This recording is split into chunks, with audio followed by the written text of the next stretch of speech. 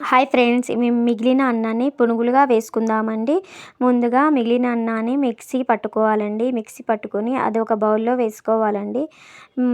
బౌల్లో వేసుకొని ఆలు ఆలు అయినా క్యారెట్ అయినా తురిమేసుకొని వేసుకోవాలండి. క్యారెట్ కూడా వేయొచ్చు, నేను క్యారెట్ వేయలేదండి. ఆలు తురిమేసుకొని వేసుకున్నానండి. పచ్చిమిరపకాయలు, ఆనియన్స్, కొత్తిమీర, కరివేపాకు, సన్నగా తరిగిన కరివేపాకు అన్నీ వేసుకోవాలండి. కొద్దిగా జీలకర్ర జీలకర్ర కూడా, శనగపిండి ఒక బౌల్, చిన్న బౌల్ నిండా శనగపిండి, ఉప్పు, పసుపు, కారం, తినే సోడా వేసుకోవాలండి. అన్నీ వేసి బాగా కలుపుకోవాలండి. నేను లాస్ట్లో వేసాను కారం, మర్చిపోయాను, తర్వాత వేసాను కారం. టేస్ట్ వేస్తే కొద్దిగా కారం కూడా టేస్ట్ బాగా వస్తుందండి. లైట్గా వేసుకోవాలి.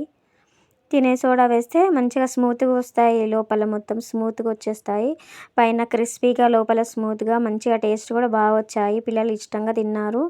చిన్న చిన్న ఉండలుగా వేసేసుకోవాలండి. కళాయిలో నూనె వేసి వేడెక్కిన తర్వాత చిన్న చిన్న ఉండలుగా వేసేస్తే మంచిగా పునుగు లెక్క మంచిగా వచ్చాయి. టేస్ట్ కూడా సూపర్ వచ్చిందండి. దీంతోపాటు కెచప్లో కానీ చట్నీ అయినా చేసుకోవచ్చండి.